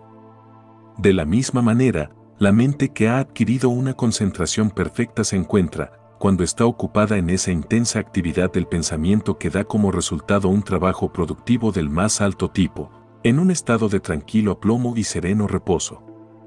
Externamente, no hay actividad aparente, no hay perturbación, y la cara de un hombre que ha adquirido este poder asumirá una calma más o menos radiante, y la cara será más sublimemente tranquila cuando la mente está más intensamente ocupada en el pensamiento activo. Cada etapa de la concentración tiene su poder particular. Así, la primera etapa, cuando se perfecciona, conduce a la utilidad, la segunda conduce a la destreza, la habilidad, el talento, la tercera conduce a la originalidad y el genio, mientras que la cuarta conduce a la maestría y el poder, y hace líderes y maestros de los hombres. En el desarrollo de la concentración, también, como en todos los objetos de crecimiento, las etapas siguientes encarnan las precedentes en su totalidad. Así, en la contemplación, la atención está contenida, en la abstracción, tanto la atención como la contemplación están encarnadas, y quien ha alcanzado la última etapa, pone en juego, en el acto de la contemplación, las 4 etapas. El que se ha perfeccionado en la concentración es capaz, en cualquier momento, de llevar sus pensamientos a un punto sobre cualquier asunto y buscar en él con la fuerte luz de una comprensión activa. Puede tanto tomar una cosa como dejarla con igual deliberación. Ha aprendido a utilizar sus facultades de pensamiento con fines fijos y a guiarlas hacia fines definidos. Es un hacedor inteligente de cosas, y no un débil vagabundo entre pensamientos caóticos. La decisión, la energía, el estado de alerta, así como la deliberación, el juicio y la gravedad acompañan al hábito de la concentración y ese vigoro. Su entrenamiento mental que implica su cultivo, conduce, a través de una utilidad y un éxito cada vez mayores en las ocupaciones mundanas, hacia esa forma superior de concentración llamada meditación, en la que la mente se ilumina divinamente y adquiere el conocimiento celestial. 8. Práctica de la meditación. Cuando la aspiración se une a la concentración, el resultado es la meditación. Cuando un hombre desea intensamente alcanzar y realizar una vida más elevada, más pura y más radiante que la vida meramente mundana y amante del placer, se dedica a la aspiración, y cuando concentra fervientemente sus pensamientos en la búsqueda de esa vida, practica la meditación. Sin aspiración intensa, no puede haber meditación. El letargo y la indiferencia son fatales para su práctica. Cuanto más intensa sea la naturaleza de un hombre, más fácilmente encontrará la meditación y con más éxito la practicará. Una naturaleza ardiente escalará más rápidamente las alturas de la verdad en la meditación, cuando sus aspiraciones se hayan despertado lo suficiente. La concentración es necesaria para el éxito mundano, la meditación es necesaria para el éxito espiritual. La habilidad y el conocimiento mundanos se adquieren mediante la concentración, la habilidad y el conocimiento espirituales se adquieren mediante la meditación. Por la concentración un hombre puede escalar las más altas alturas del genio, pero no puede escalar las alturas celestiales de la verdad. Para lograr esto, debe meditar. Mediante la concentración un hombre puede adquirir la maravillosa comprensión y el vasto poder de un César. Mediante la meditación puede alcanzar la sabiduría divina y la paz perfecta de un Buda. La perfección de la concentración es el poder, la perfección de la meditación es la sabiduría.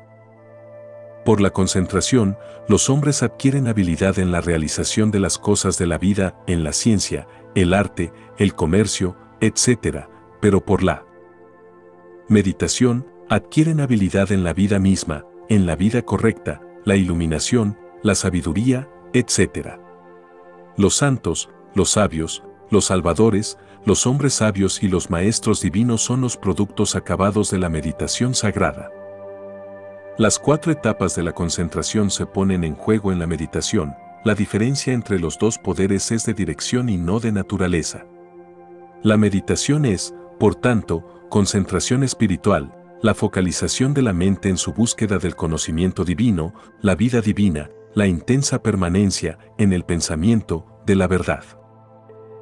Así, un hombre aspira a conocer y realizar, por encima de todas las cosas, la verdad, entonces presta atención a la conducta, a la vida, a la autopurificación, prestando atención a estas cosas, pasa a la contemplación seria de los hechos, los problemas y el misterio de la vida, contemplando así, llega a amar la verdad tan plena e intensamente como para quedar totalmente absorto en ella. La mente se aleja de sus divagaciones en una multitud de deseos, y, resolviendo uno por uno los problemas de la vida, realiza esa profunda unión con la verdad que es el estado de abstracción, y así absorto en la verdad, existe ese equilibrio y aplomo de carácter, esa acción divina en reposo, que es la calma y la paz permanentes de una mente emancipada e iluminada. La meditación es más difícil de practicar que la concentración porque implica una autodisciplina mucho más severa que la que se obtiene en la concentración. Un hombre puede practicar la concentración sin purificar su corazón y su vida, mientras que el proceso de purificación es inseparable de la meditación. El objeto de la meditación es la iluminación divina, el logro de la verdad, y por lo tanto está entrelazado con la pureza práctica y la rectitud. Así, aunque al principio el tiempo dedicado a la meditación real es breve, quizás solo media hora por la mañana temprano, el conocimiento adquirido en esa media hora de vívida aspiración y pensamiento concentrado se plasma en la práctica durante todo el día. En la meditación, por lo tanto, está involucrada toda la vida de un hombre, y a medida que avanza en su práctica, se vuelve más y más apto para llevar a cabo los deberes de la vida en las circunstancias en que se encuentre. Porque se vuelve más fuerte, más santo, más tranquilo y más sabio. El principio de la meditación es doble, a saber. 1. Purificación del corazón por el pensamiento repetitivo en cosas puras. 2. Alcanzar el conocimiento divino encarnando esa pureza en la vida práctica. El hombre es un ser de pensamiento, y su vida y carácter están determinados por los pensamientos en los que habitualmente habita. Por la práctica, la asociación y el hábito, los pensamientos tienden a repetirse con mayor y mayor facilidad y frecuencia, y así fijan el carácter en una dirección dada produciendo esa acción automática que se llama hábito. Al meditar diariamente sobre pensamientos puros, el hombre de meditación forma el hábito del pensamiento puro e iluminado que conduce a acciones puras e iluminadas y a deberes bien cumplidos. Por la repetición incesante de pensamientos puros, al final se convierte en uno con esos pensamientos y es un ser purificado, manifestando su logro en acciones puras, en una vida serena y sabia. La mayoría de los hombres viven en una serie de deseos, pasiones, emociones y especulaciones conflictivas, y hay inquietud, incertidumbre y tristeza. Pero cuando un hombre comienza a entrenar su mente en la meditación, gradualmente obtiene el control sobre este conflicto interno al enfocar sus pensamientos en un principio central. De este modo se rompen los viejos hábitos de pensamiento y acción impuros y erróneos, y se forman los nuevos hábitos de pensamiento y acción puros e iluminados. El hombre se reconcilia cada vez más con la verdad. Y se produce una armonía y un discernimiento crecientes, una perfección y una paz cada vez mayores. Una poderosa y elevada aspiración hacia la verdad va siempre acompañada de un agudo sentido del dolor, la brevedad y el misterio de la vida, y hasta que no se alcanza esta condición mental, la meditación es imposible. La mera meditación, o pasar el tiempo soñando ociosamente, hábitos a los que se aplica frecuentemente la palabra meditación, están muy lejos de la meditación, en el elevado sentido espiritual que atribuimos a esa condición. Es fácil confundir el ensueño con la meditación. Este es un error fatal que debe ser evitado por quien se esfuerza en meditar. Los dos no deben confundirse. El ensueño es una ensoñación en la que el hombre cae, la meditación es un pensamiento fuerte y resuelto en el que el hombre se eleva. El ensueño es fácil y placentero, la meditación es al principio difícil y fastidiosa. El ensueño prospera en la indolencia y el lujo, la meditación surge del esfuerzo y la disciplina. El ensueño es primero seductor, luego sensual. La meditación es primero prohibitiva, luego provechosa y después pacífica. El ensueño es peligroso, socava el autocontrol. La meditación es protectora, establece el autocontrol. Hay ciertos signos por los que uno puede saber si está ensoñando o meditando. Los indicios del ensueño son 1. Deseo de evitar el esfuerzo. 2. Deseo de experimentar los placeres del sueño. 3. Un creciente disgusto por los propios deberes mundanos. 4. Un deseo de eludir las propias responsabilidades mundanas. 5. Miedo a las consecuencias. 6. Deseo de conseguir dinero con el menor esfuerzo posible. 7. Falta de autocontrol. Los indicios de la meditación son: 1. Aumento de la energía tanto física como mental. 2. Esfuerzo denodado en pos de la sabiduría. 3. Una disminución de la irritabilidad en el cumplimiento del deber. 4. Una determinación fija de cumplir fielmente todas las responsabilidades mundanas. 5. Liberación del miedo. 6. Indiferencia hacia las riquezas. 7. Posesión de autocontrol. Hay ciertos tiempos, lugares y condiciones en y bajo los cuales es imposible meditar, otros en los que es difícil meditar y otros en los que la meditación se hace más accesible, y estos, que deben conocerse y observarse cuidadosamente, son los siguientes. Tiempos, lugares y condiciones en que la meditación es imposible. 1. Durante o inmediatamente después de las comidas. 2. En lugares de recreo. 3. En lugares concurridos. 4. Al caminar rápidamente. 5. Mientras está tumbado en la cama por la mañana. 6. Mientras fuma. 7. Mientras se está tumbado en el sofá o en la cama para relajarse física o mentalmente. Momentos, lugares y condiciones en los que la meditación es difícil. 1. Por la noche. 2. En una habitación lujosamente amueblada. 3. Sentado en un asiento blando y mullido. 4. Con ropa alegre. 5. En compañía. 6. Cuando el cuerpo está cansado. 7. Si el cuerpo recibe demasiada comida. Momentos, lugares y condiciones en que es mejor meditar. 1. Muy temprano por la mañana. 2. Inmediatamente antes de las comidas. 3. En soledad. 4. Al aire libre o en una habitación amueblada de forma sencilla. 5. Mientras se está sentado en un asiento duro. 6. Cuando el cuerpo está fuerte y vigoroso. 7. Cuando el cuerpo está modesta y sencillamente vestido. De las instrucciones anteriores se desprende que la facilidad, el lujo y la indulgencia, que inducen al ensueño, dificultan la meditación, y cuando se pronuncian con fuerza la hacen imposible, mientras que el esfuerzo, la disciplina y la abnegación, que disipan el ensueño, hacen que la meditación sea comparativamente fácil. El cuerpo, también, no debe estar ni sobrealimentado ni hambriento, ni harapiento ni ostentosamente vestido. No debe estar cansado, sino en su punto más alto de energía y fuerza, ya que mantener la mente concentrada en un tren de pensamientos sutiles y elevados requiere un alto grado de energía tanto física como mental.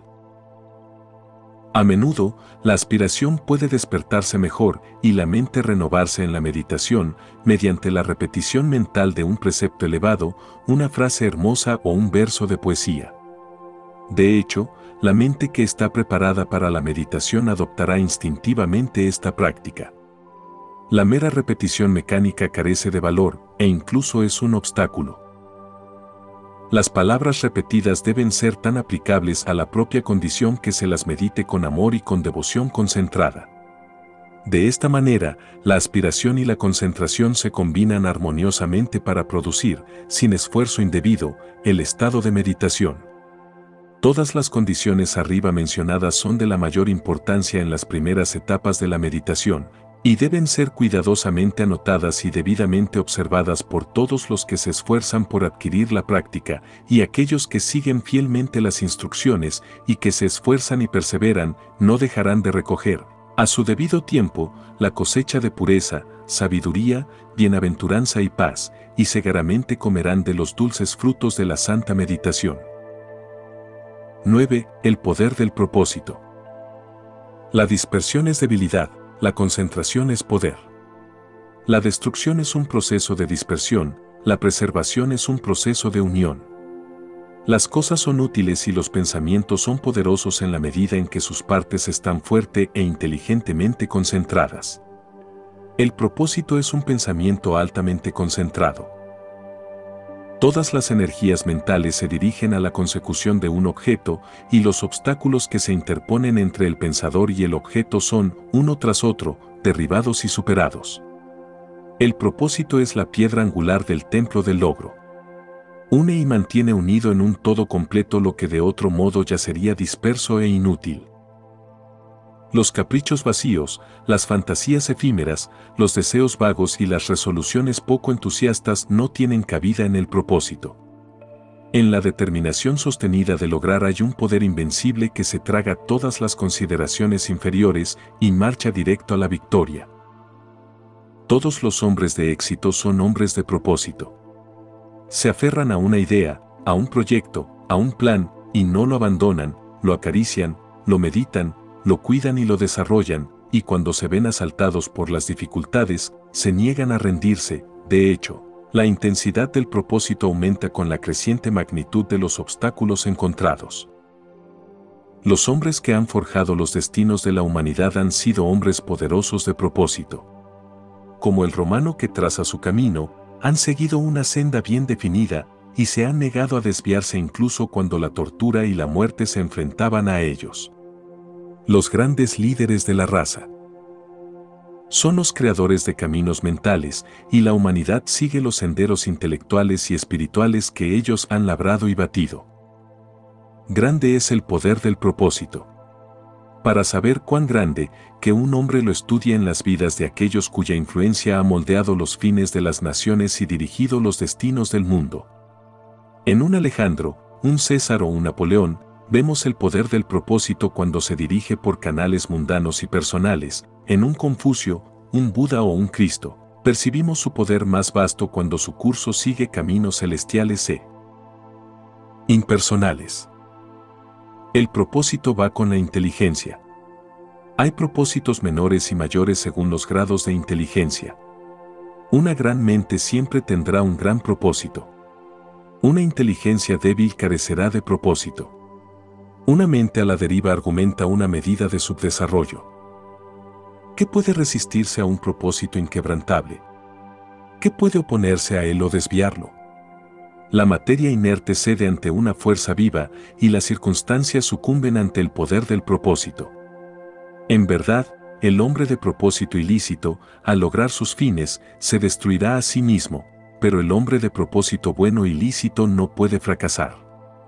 Solo necesita renovar diariamente el fuego y la energía de su resolución fija para consumar su objeto. El hombre débil, que se aflige porque no se le comprende, no logrará gran cosa. El hombre vanidoso, que se aparta de su resolución para agradar a los demás y obtener su aprobación, no logrará gran cosa. El hombre de doble ánimo, que piensa comprometer su propósito, fracasará. El hombre de propósito fijo que, aunque lluevan sobre él malentendidos y acusaciones soeces, o halagos y promesas justas, no cede ni una fracción de su resolución, es el hombre de la excelencia y el logro, del éxito, la grandeza, el poder. Los obstáculos estimulan al hombre de propósito, las dificultades lo animan a un esfuerzo renovado, los errores, las pérdidas, los dolores, no lo subyugan, y los fracasos son peldaños en la escalera del éxito, porque él es siempre consciente de la certeza del logro final.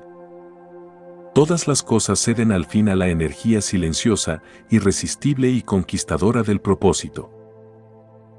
De la noche que me cubre.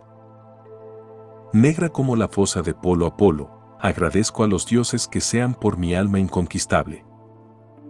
En la caída de las circunstancias no he lloriqueado ni gritado, bajo los golpes del azar. Mi cabeza está ensangrentada pero intacta. No importa cuán estrecha sea la puerta, lo cargado de castigo que esté el pergamino, soy dueño de mi destino, soy el capitán de mi alma.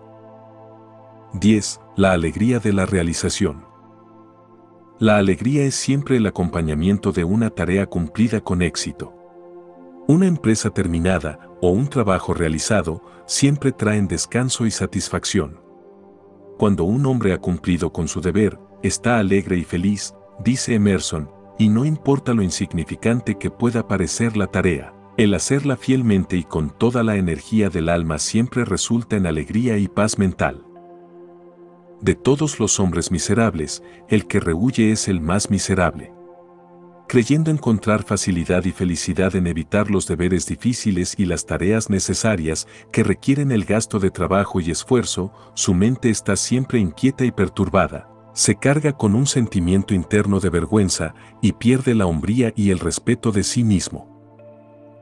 El que no trabaje de acuerdo con sus facultades, que perezca de acuerdo con su necesidad, dice Carlyle, y es una ley moral que el hombre que evita el deber, y no trabaja en toda la medida de su capacidad, en realidad perece, en primer lugar en su carácter y en último lugar en su cuerpo y circunstancias. Vida y acción son sinónimos, e inmediatamente que un hombre trata de escapar al esfuerzo, ya sea físico o mental, ha comenzado a decaer. Por otra parte, los enérgicos aumentan su vida por el pleno ejercicio de sus facultades, por la superación de las dificultades y por llevar a término las tareas que exigen el uso extenuante de la mente o de los músculos.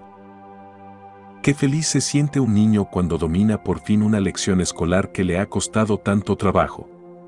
El atleta, que ha entrenado su cuerpo a través de largos meses o años de disciplina y esfuerzo, es ricamente bendecido por el aumento de su salud y fuerza, y se encuentra con el regocijo de sus amigos cuando lleva a casa el premio del campo de la competencia. Después de muchos años de trabajo ingrato, el corazón del erudito se alegra con las ventajas y poderes que otorga el aprendizaje. El hombre de negocios, luchando incesantemente con dificultades e inconvenientes, se ve ampliamente recompensado con la feliz seguridad de un éxito bien ganado, y el horticultor, luchando vigorosamente contra la terca tierra, se sienta por fin a comer de los frutos de su trabajo. Cada logro exitoso, incluso en las cosas mundanas, es recompensado con su propia medida de alegría, y en las cosas espirituales, la alegría que sobreviene a la perfección del propósito es segura, profunda y duradera. Grande es la alegría del corazón, aunque inefable, cuando, después de innumerables y aparentemente infructuosos intentos, algún defecto arraigado en el carácter es por fin expulsado para no molestar más a su antigua víctima y al mundo. El luchador por la virtud, el que se dedica a la santa tarea de forjar un carácter noble, saborea, a cada paso de la conquista sobre sí mismo, una alegría que no vuelve a abandonarle, sino que se convierte en parte integrante de su naturaleza espiritual. Toda la vida es una lucha. Tanto fuera como dentro hay condiciones contra las que el hombre debe luchar, su propia existencia es una serie de esfuerzos y logros, y su derecho a permanecer entre los hombres como una unidad útil de la humanidad depende de la medida de su capacidad para luchar con éxito con los elementos de la naturaleza exterior, o con los enemigos de la virtud y la verdad interior. Se exige del hombre que continúe esforzándose por conseguir cosas mejores, una mayor perfección, logros más y más elevados, y de acuerdo con la medida de su obediencia a esta exigencia, el ángel de la alegría espera sobre sus pasos y les sirve, porque aquel que está ansioso por aprender, deseoso de saber y que se esfuerza por lograr, encuentra la alegría que canta eternamente en el corazón del universo. El hombre debe esforzarse primero en las cosas pequeñas, luego en las más grandes y después en las más grandes todavía, hasta que al fin esté preparado para hacer el esfuerzo supremo y luchar por la realización de la verdad, logrando lo cual, realizará la alegría eterna. El precio de la vida es el esfuerzo, la cumbre del esfuerzo es el logro, la recompensa del logro es la alegría. Bienaventurado el hombre que lucha contra su propio egoísmo, él saboreará en su plenitud la alegría del logro.